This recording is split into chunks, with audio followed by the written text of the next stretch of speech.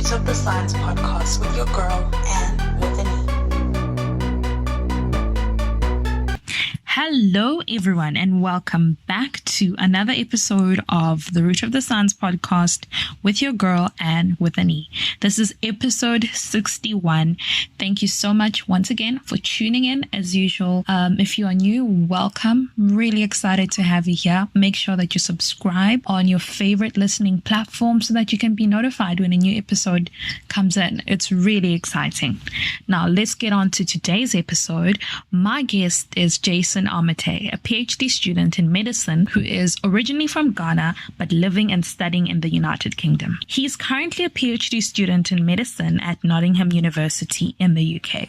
But before we get into his PhD, we need to find out his origin story, right? So in this episode, Jason gets real with us about his high school career and some hurdles that he faced in the latter part of his school career. Despite this, he went on to pursue a biomedical degree for undergraduate studies.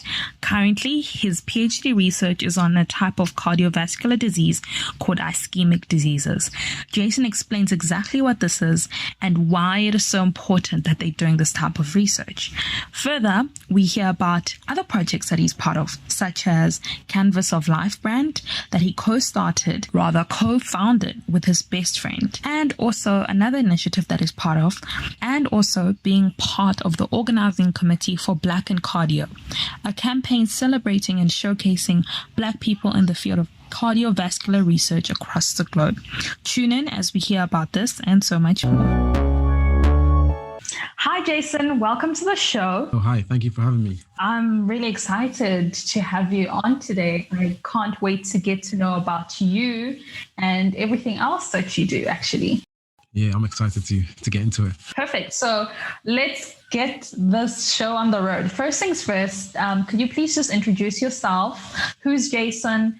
Where's Jason from? Where is he currently based? And what are you currently doing? Okay. My name is Jason Armatey.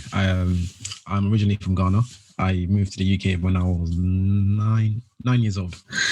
And I've been here ever since. And I am currently studying for a PhD in the School of Medicine at the University of Nottingham. Fantastic. Thank you for that little short and sweet, straight to the point. I love it.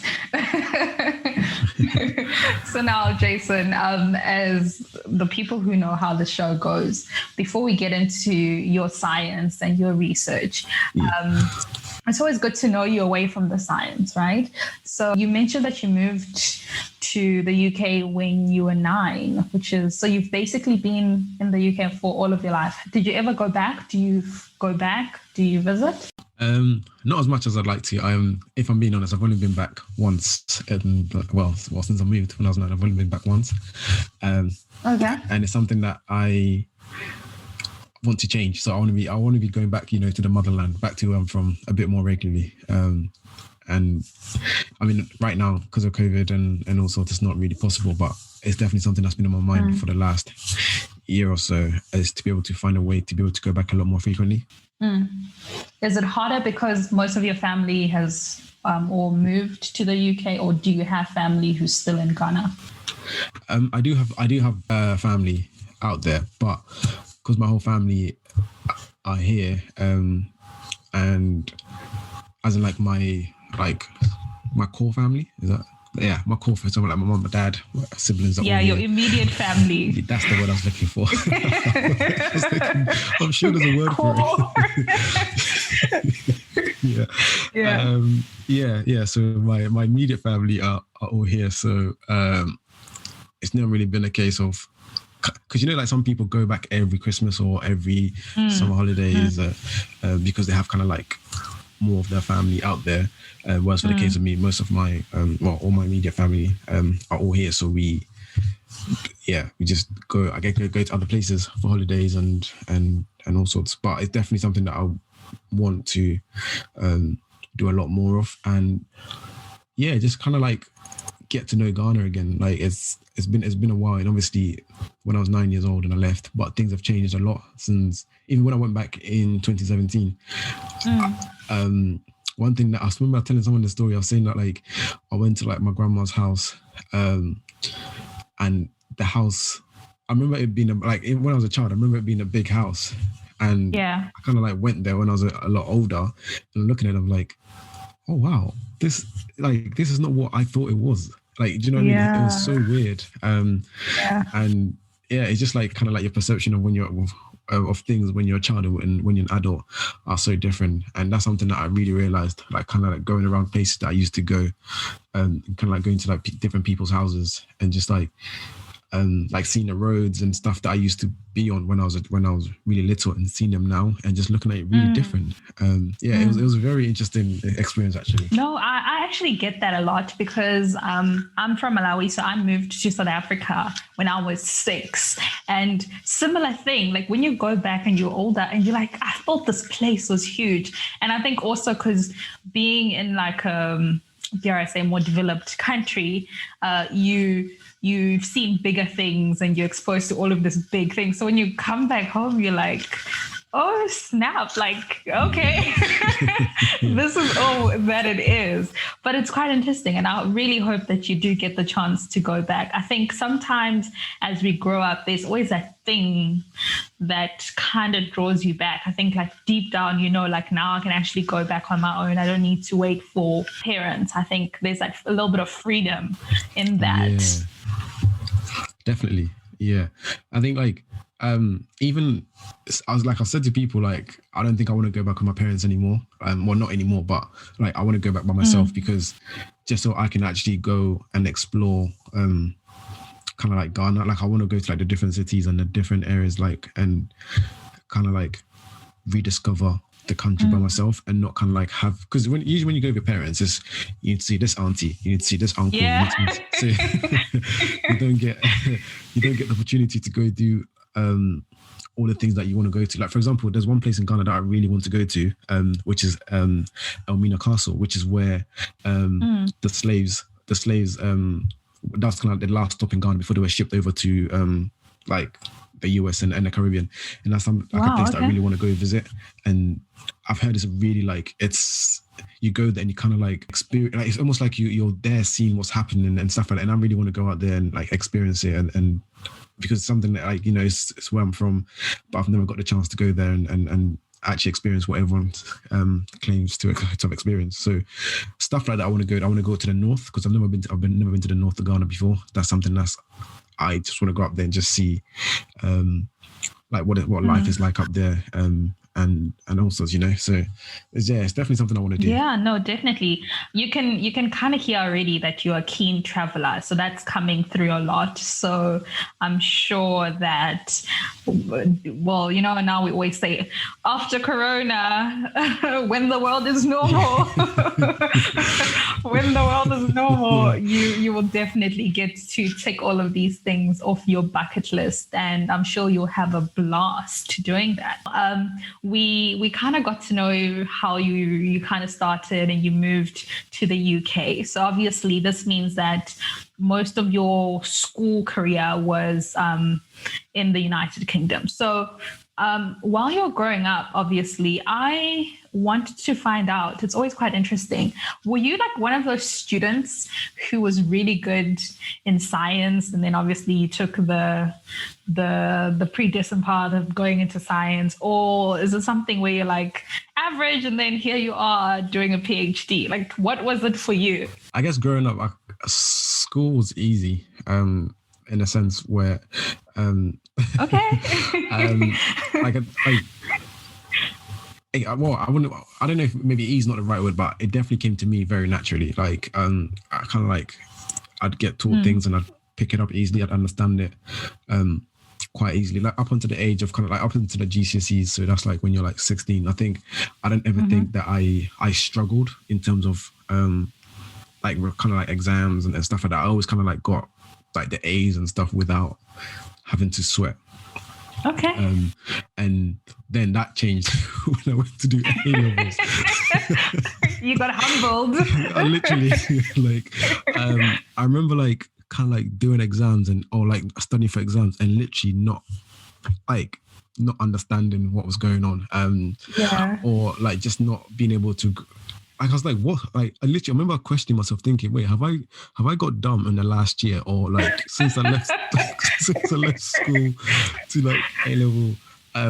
What has changed? And I mean, to be fair, people do always say that the jump between GCSEs and A levels is a very big one, and I definitely felt that.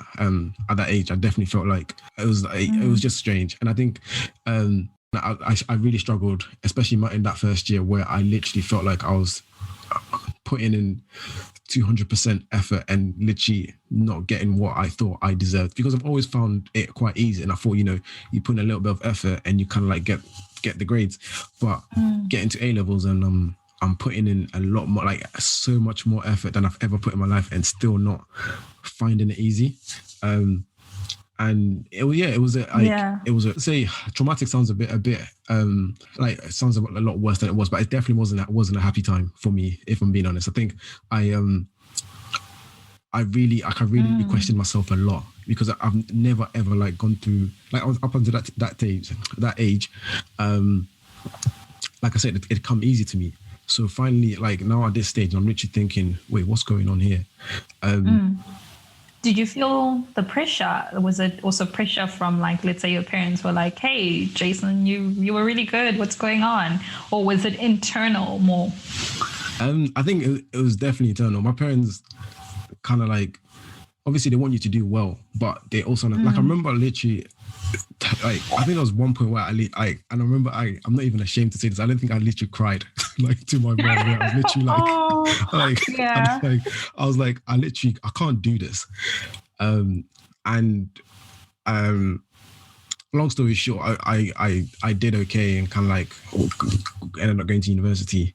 And literally, like, in my first, like, I remember my first year of uni, my very first exam at university, I did really well. And I literally and I thought, so I'm not stupid. Wait, so...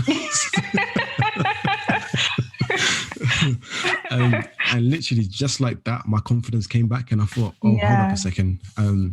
Like, it's not as bad as, like, you're not like, it was just a kind of like getting used to it, and like, it was just a phase where it didn't come to me. Whereas the people who've literally gone through, like, maybe when they were a child, where they thought, I'm not very smart, but then as they've grown up, they've realized that, you know what, like, I'd maybe have a different way of learning, or not, like, the way you were taught may not have necessarily worked for you.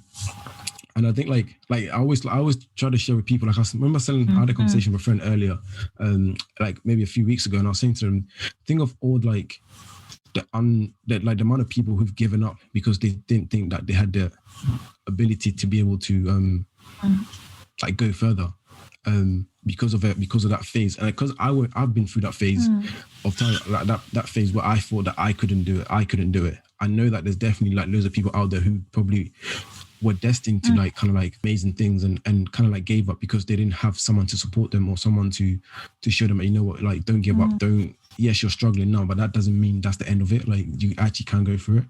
And that makes me sad to think about it. Like, the amount of, like, there could be geniuses out there who just didn't kind of like keep going, and they stopped, like, they finished school early, or just didn't have the opportunities to carry on and stuff, you know? No, I completely hear you. I think most of us, well, many of us have had those phases. I had those phases as well during high school. I had it during first year, where I thought, what the hell am I doing? You know? And it's just wild when you look back, and in that moment you think this will never end, and this is it, you know. And I'm like, we put so much effort about one particular point in our lives, and you think like, this is it and that's it. But then, like, I look back and I'm like, oh my gosh, like, that point, yes, I get it, you needed to go for varsity purposes and whatever, but there's just far too much pressure, and you kind of look back now and you're like, what? I'm actually smart. And you have moments where you're like, oh my word, I'm actually not that dull as I thought I was, or I'm not that, or this course did not defeat me. So I really appreciate you being so candid in saying that you also had a moment. And yet here you are doing a freaking PhD. Who would have thunk it? Like, who would have thought? And I think that's why a lot of us have to be like, it's honest. I phenomenal. remember speaking to actually someone in my research group who's a doctor and is also doing has done a PhD as well, and she's like super smart. And she was saying that a lot of people think that it's about kind of like natural, it's like that natural ability, but to be honest, it's kind of like about the work that you put in. It's about you kind of like pushing. Like people think that, oh, you're a genius because you're doing a PhD or because you're doing this or you're doing that, but actually, so many of us are capable of doing a lot more than we think, and we have to put ourselves out there and not let kind of like the difficult moments define us or stop us from going further. And that one phase of that 1 year of your life or that 2 years of your life, that one result or that one exam does not have to be kind of like the end of you. Like people have come back from so much worse, and you too can.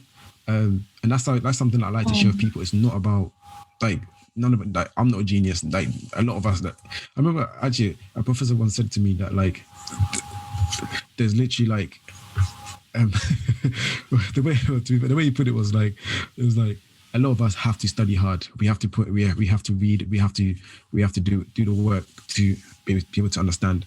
Unless you're a genius. And he turned around to me and was like, Jason, like you're not a genius. And I'm like, yeah, like but like it's funny, like the way he said it, kind of like in a Spanish accent made it even funnier. But what he was trying to say was like there's a small percentage of people who are actually geniuses, and for the majority of us we have to put the work in. So that should encourage people to know that we can all do it. Like it's not about, like it's not that there's some of us are geniuses and you're not. Like we literally all can get to this position, and you shouldn't let like something small or one period of your life kind of like define the rest of your life, You're absolutely right. And so is your professor. It's more about you have to kind of just sweat out these moments. And you did that. And, here you are. But while you were sweating it out during that period, had you already decided, had you already decided that, hey, science is what I'm going to continue with, even though it's kind of showing me flames? Or did you have like another choice? So like, what was the main reason for you to actually get into science during that time? Actually, and in my teens around that time, I didn't know what I wanted to do. I kind of like changed what I wanted to do every like couple of years or every year, because of kind of like what I found interesting. And like I said, like up until like kind of like GCSEs, kind of like most things came easy to me. So science wasn't the only thing that I kind of like did well at. So like I remember at that time I wanted to be a lawyer actually. When I was around kind of like the age of like maybe like 13, 14, around that age, I think I wanted to be a lawyer. And that was only because I was reading these books by this about lawyers from this author called John Grisham. And I used to read a lot of his books. And I wanted to be a lawyer because I wanted to, like defend people and fight for the man and all sorts of and that's kind of like what I wanted to do. But then around that age as well, I was a keen sportsman, so I was playing football. I was a sprinter, and I kind of like getting to that 15, 16, I was starting to get kind of good. And I started to go to like kind of like the bigger competitions and the national competitions and stuff. And I thought, well, my plan was I wanted to go to the Olympics. So I thought I was going to train and go to the Olympics. Okay. And well, at least not that I thought I was going to do it, but that was my goal. I wanted to be an athlete when I grew up. So it was kind of like I didn't have this like I didn't think science was the one thing that I thought I was going to do. I think the variety of things that I wanted to do. Like I found history interesting. I found I really enjoyed French. It was got to a point where when I was leaving secondary school, I had about 6 or 7 subjects that I wanted to do at A levels, but it obviously didn't make sense because at A levels you can only do 4, and I couldn't decide which out of the 4 I wanted to do. So I ended up picking sciences because I thought that that would give me the most options to kind of like figure out what I wanted to do. So that's what I ended up doing. So I picked the sciences and maths and then went on. And then I ended up doing biomedical science as a first degree because of like then as well, I didn't know what I wanted to do. And I kind of like was interested in medicine, but I didn't apply for medicine because like I said, at that time, I was also kind of like, I didn't really have the confidence that I was capable of kind of like going into medicine or even, so I kind of like, you know what, I'll just go for biomedical science. And then if I do want to do medicine later on in life, I can do it. I can go and do like graduate medicine or go do medicine as a second degree or whatever. But at that age, I was still thinking of being an athlete. And I'm really glad that I ended up doing that degree because that opened up so many like different things to me and opportunities that I never knew existed. And those kind of things are what kind of like led me down this path. And I attribute me being here to those kind of moments. So for example, having an opportunity to go abroad to kind of like do different placements in different labs. I went to Malta and Turkey, and those kind of like shaped what I wanted to do because I went to Malta and I hated what I was doing out there. And I said, yeah, I'm definitely not doing this as a job. But then I went to Turkey the year after and I really loved it. And I thought, yeah, like research, that's exciting. That's what I want to do. I want to be doing different things and kind of having been able to like juggle different kind of like different projects and different things and as opposed to what I was doing in Malta, which is kind of like you're basically doing the same thing every single day.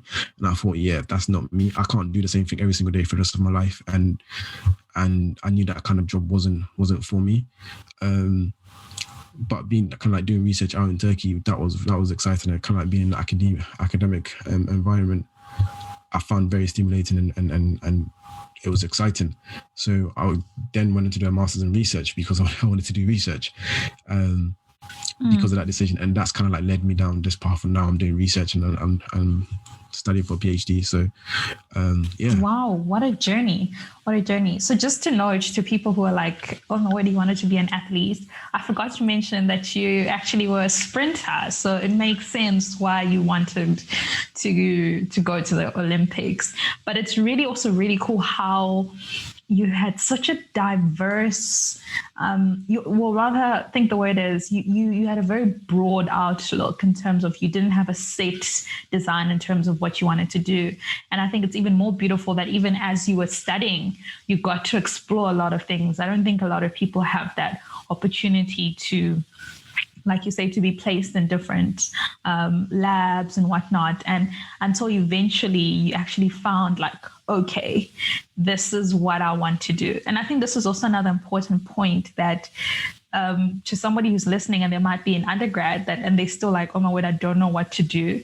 I think sometimes you don't, and it's okay because you probably only find out after postgrad that this is something that I actually really want to do later on. And it's amazing that your journey has brought you this far. Yeah, definitely. I think there's a lot of pressure on many of us to kind of like have figured things out, but between that kind of like that 18 to 20, 25, to like 25, you're supposed to have figured things out and you've got like your life sorted and all sorts. And I think that puts a lot of unnecessary pressure on people. There are people literally in their 30s and 40s kind of like picking up new careers or doing new qualifications and kind of deciding, you know what, this is what I thought I wanted to do at the age of 18. It's not what I want to do now. And there's a lot of people switching careers and kind of like finding new passions and discovering new things that they didn't realize.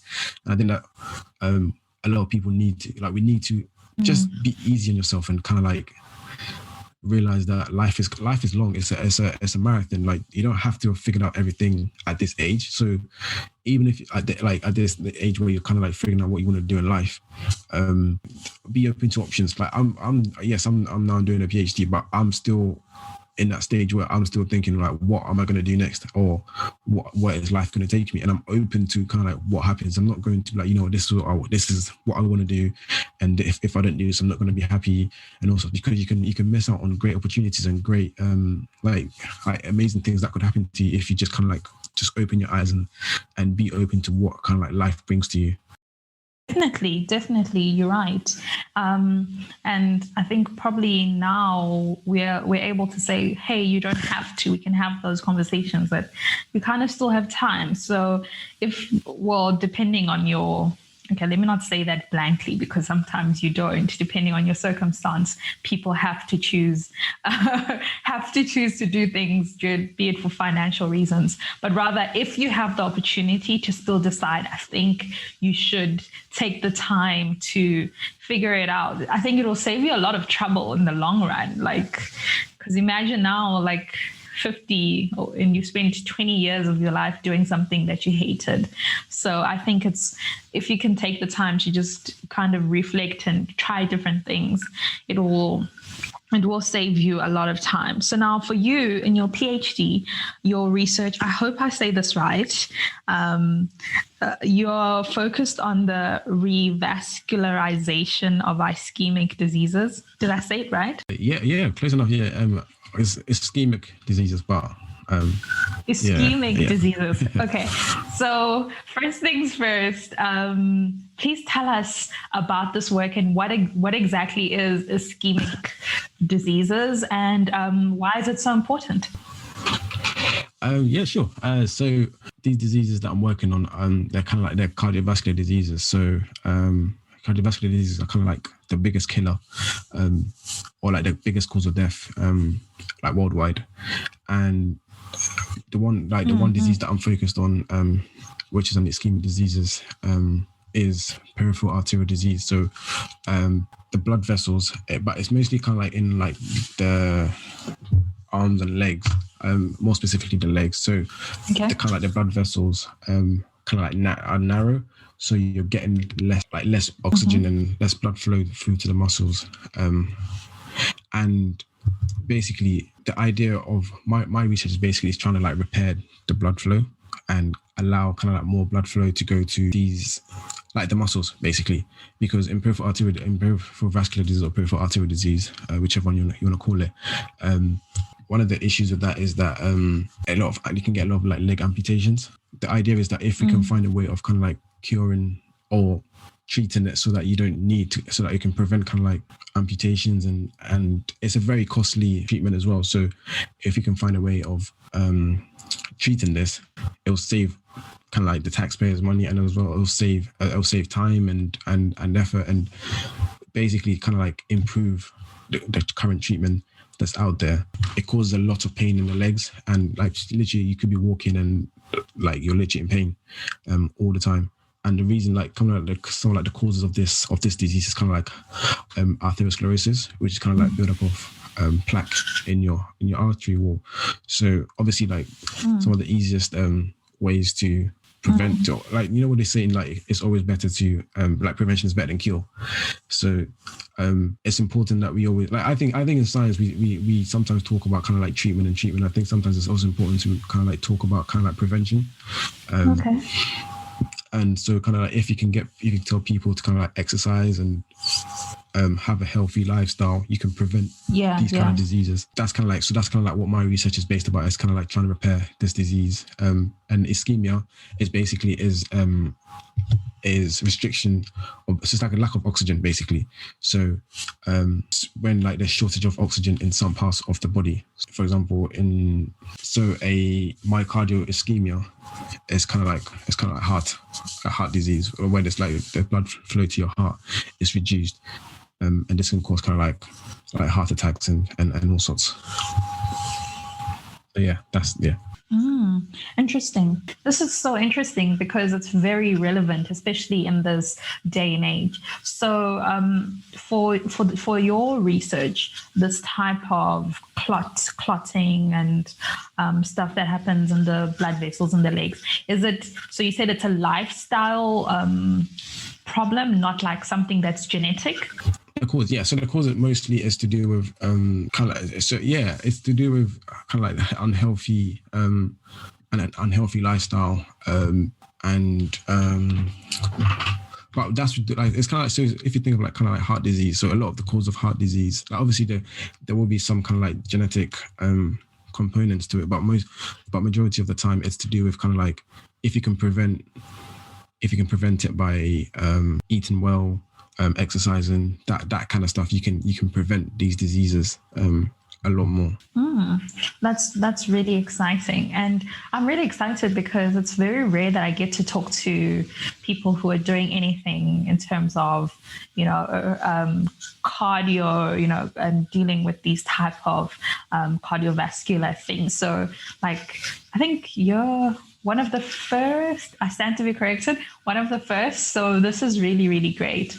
And this then ties into my next question, actually. So last year, those people who are familiar with academic Twitter are familiar that they had this whole campaign, sort of, I don't even know how it started, to be quite honest, but it was a campaign where academic Twitter was celebrating Black in STEM.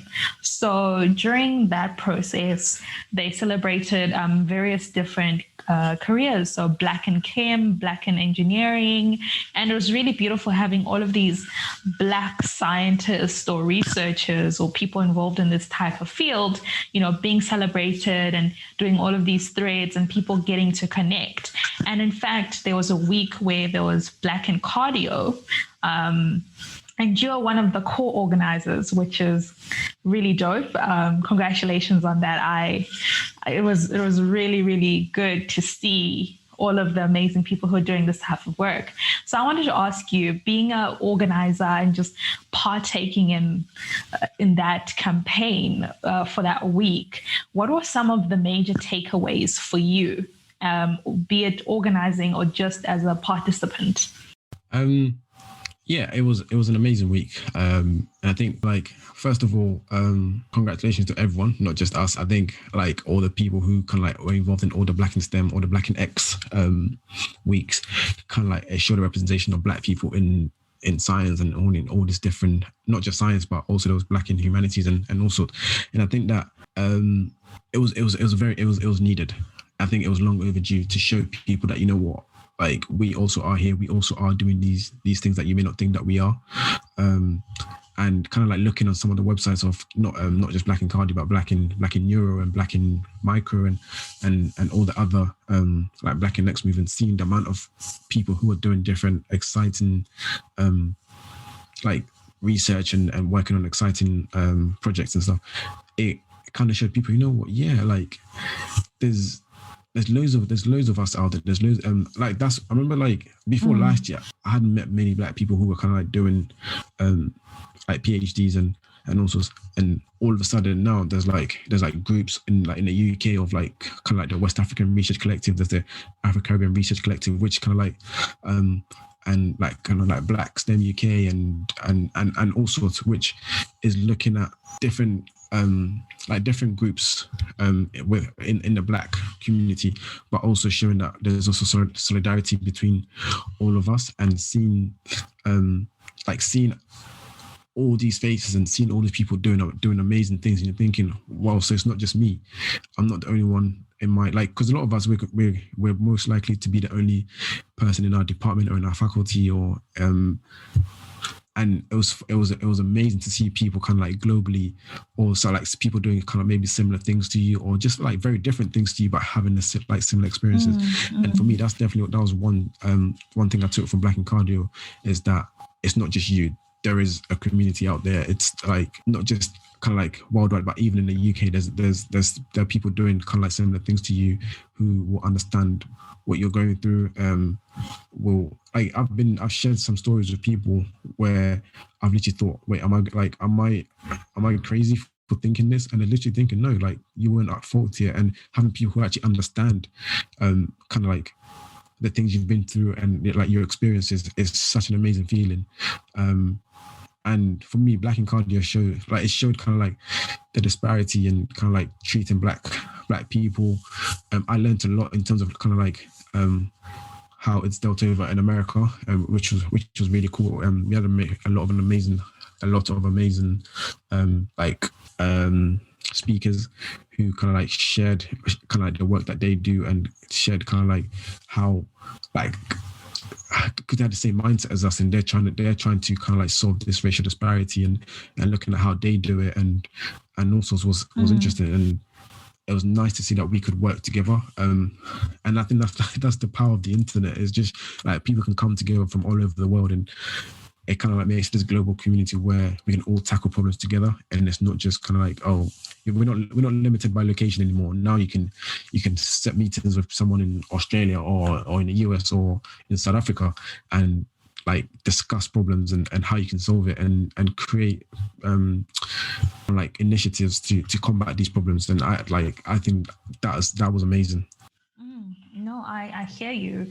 It was beautiful. It was beautiful, like you said, seeing people who look like you, and, you know, who are doing these amazing things and connecting and building various networks. And also what you said, that prior to probably last year, as much as it was a bad year, all things considered, I think it was a really good time for us people to use the internet efficiently. It was very well used. Well, if you used it to just connect with people, and it kind of brought all of us together. And it was absolutely beautiful to see all of these things, and the talks, like you mentioned, you know, attending some of these, for example, Black in Neuroscience, which I attended, and I was like, whoa, what? People are doing this, and this is really cool. Or Black in Immunology, which was really apt, you know, given that we are going through all of this stuff. And I think I mentioned something previously to someone, I can't remember who, but I said that, you know, it also just showcased that, hey, there's so much diversity in all the things that people are doing in STEM as a whole, like all of these things that I didn't even know people were doing. And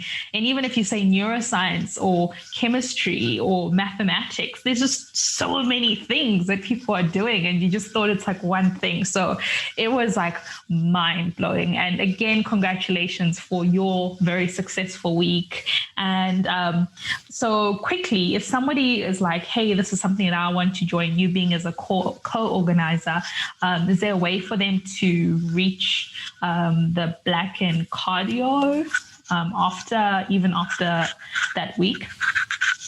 Yeah, definitely. We have a website, so BlackInCardio.com. We're also on Twitter, BlackInCardio. And yeah, you can reach out to us if you have ideas. Like, I think if you have ideas on things that we can work on, or you just want to be part of the team, I think, and there's definitely opportunity. And I think there's definitely going to be more events that, well, I think there is going to be more events that we're planning this year. So yeah, watch out for the space. Oh, sounds exciting.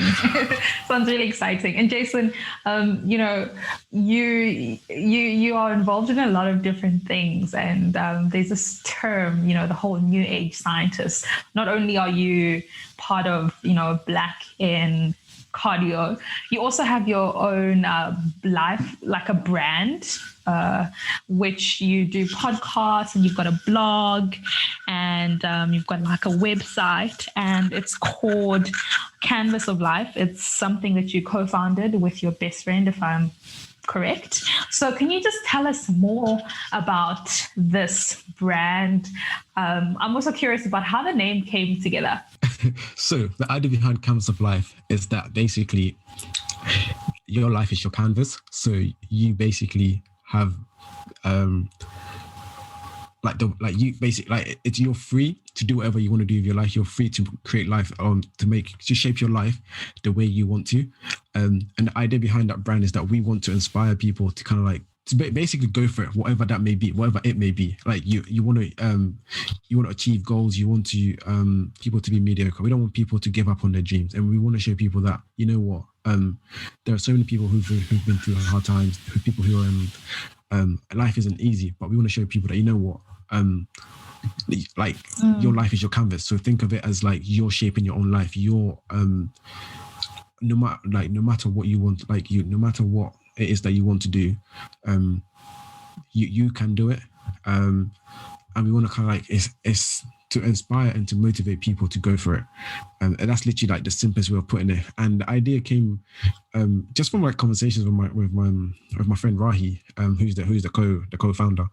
And I guess our different life experiences and kind of like the things that we'd got through, we wanted to be able to kind of like inspire and motivate people to know that, you know what, you might be going through, like, life isn't easy and you might be going through hard times, but actually life is for the brave. Like, you can't give up on your goals, and you can't give up on what it wants to do. And we wanted to show people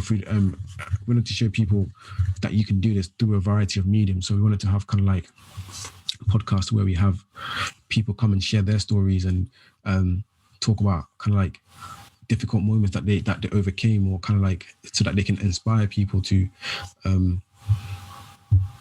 not give up. Because I think like that's something that I like. I don't know if you can tell from just, I like to share my story like in no matter what, because I like to show people that like life isn't as easy as you may think. And we all look at people kind of like on social media and we think everyone's living an amazing life apart from us, not knowing that we're all struggling.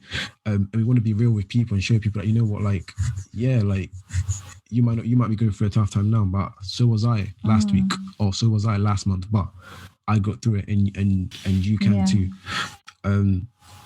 So like I said, so we're going to, like, through inspirational stories, through the podcast, through blogs, and because we wanted to have kind of like a variety of meanings, what people fancy. Some people might like podcasts and they might want to listen to stories. Some people may like reading and they might want to read blogs and kind of like read about people's lives. Or some people might like videos, and that's why we want to, our YouTube channel will be coming out soon, and we'll have all sorts of content on there. And the idea, like I said before, the idea basically is to inspire people to go for it, whether it's like fitness goals, or whether it's finance goals, or whether it's educational goals. Like, it doesn't matter what it is, but if you have a target in life and you want to achieve it, you can go for it. You don't give up on it. And yeah, like, that's kind of like what Canvas of Life is about. Wow, that's amazing. It actually gave me goosebumps, because I think we definitely need more things like that, more things where people are real. You're absolutely right that I think social media has given us this like facade that everybody is perfect. Hashtag couple goals, hashtag soft life, like so many things. And you don't know that just because somebody posted this pretty picture, they are probably going through it. And here you are thinking your life is terrible, or comparing yourself.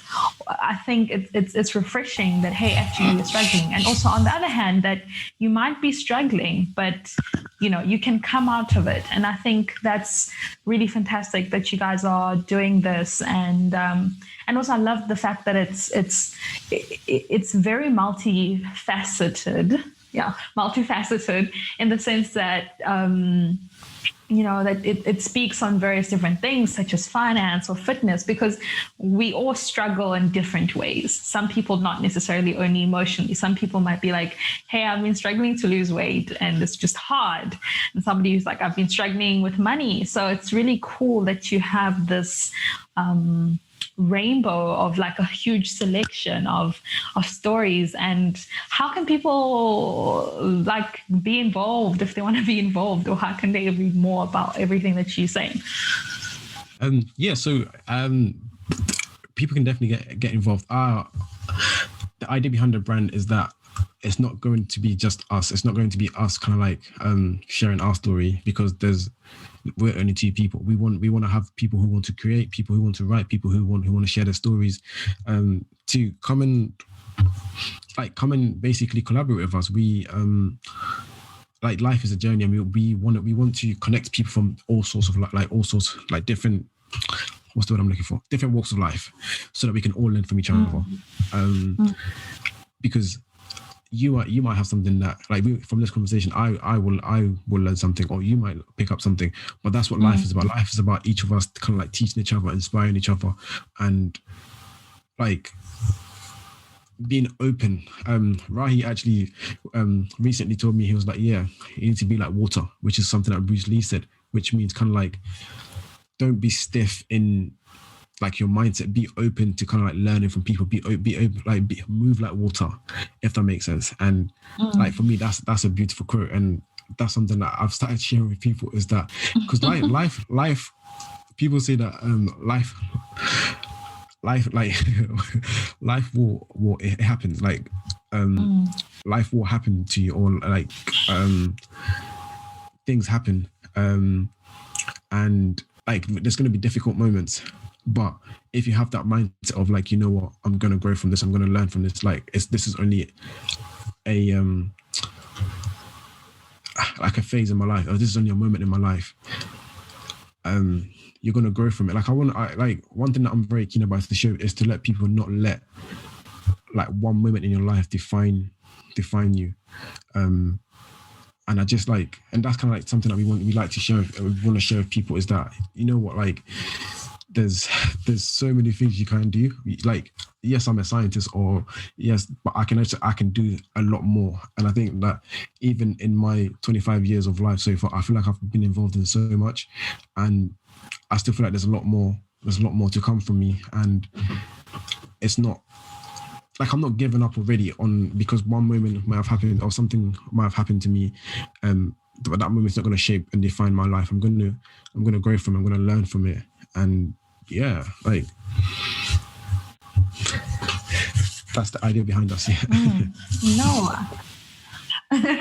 Oh, that's fantastic. And you're absolutely right. There's still so much more. You can just tell. I think it really comes through that you've got this energy, or this, I don't know the word either, but your persona is coming through, that you really are about helping people to just realize that there's a better version of themselves, or to just never give up. And I think with that, you are definitely, there's still so much that we're going to hear from you, and everything that you do. And I honestly wish you all of the best in this endeavor and all the other things that you're doing. And I appreciate you coming onto the show. It was so refreshing hearing that positivity and just, yeah, I really, really enjoyed our chat. So thank you so much for being so open and so candid in everything. It's really, really thank you great. for the opportunity to share a little bit of my story. Well, yeah, if people want to know more about your story or anything, they can go and check out your website. So please do that. And for everybody else, thank you so much for tuning in to another episode of the Root of the Science podcast with your girl, Anne with an E. Until next time, goodbye.